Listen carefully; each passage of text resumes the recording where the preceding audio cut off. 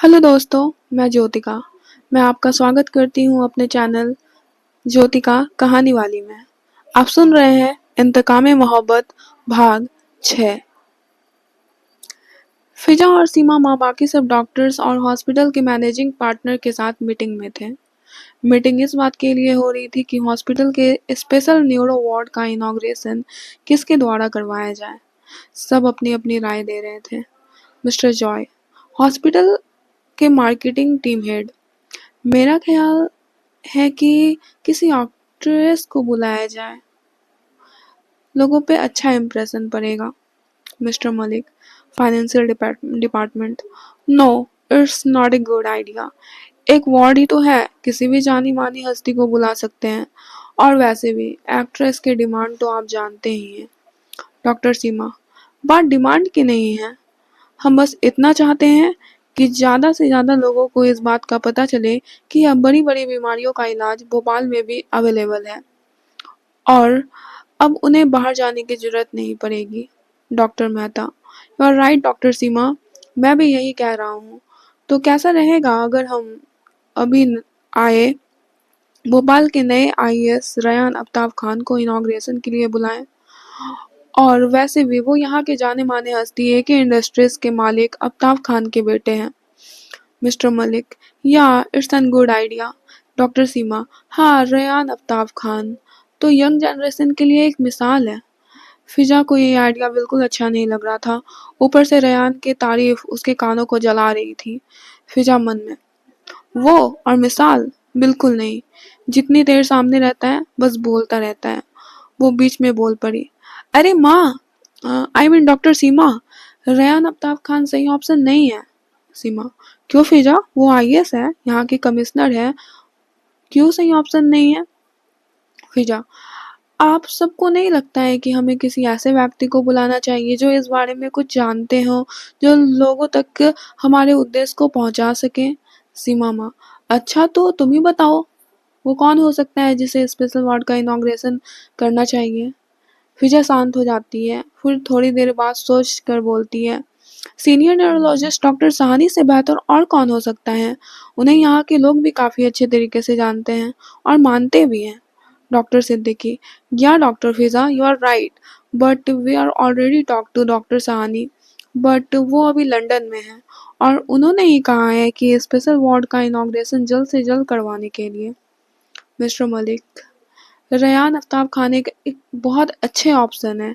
इसके लिए अब हमें डिस्कशन नहीं करना चाहिए, कोई फ़ायदा ही नहीं है।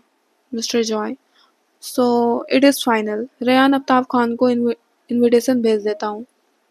फिजा वहाँ से चली जाती है। रेयान अपने घर के गार्डन में शांत बैठा था।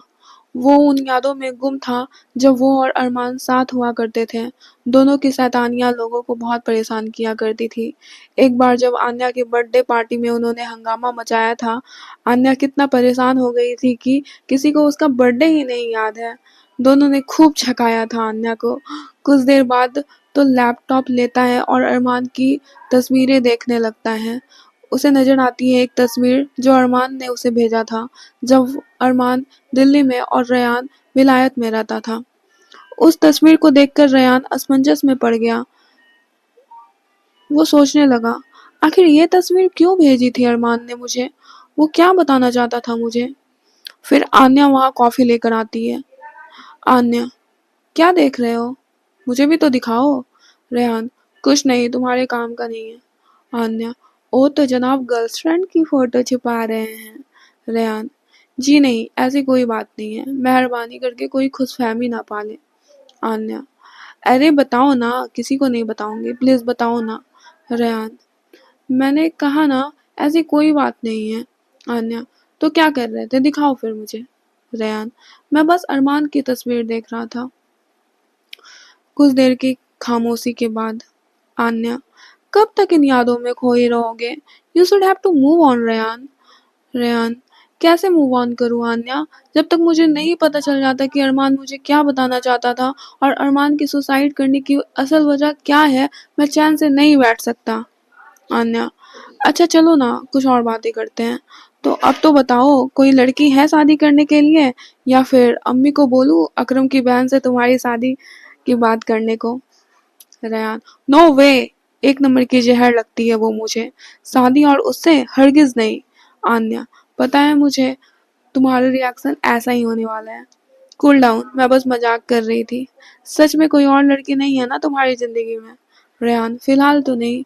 आन्या: तुम्हारे झूठ को ना एक दिन तो सामने आना ही है। Okay, good night. Rehan Anya की बात से मुस्कुराने लगता है और फिर यादों में खो जाता है, और इस बार फिजा के साथ हुए उसके मुलाकातों के हसीन यादों में। तो दोस्तों, कैसी लग रही है आपको इंतकाम मोहब्बत की कहानी? आगे का भाग अगले पार्ट में। तब तक के लिए please like, share, comment and subscribe.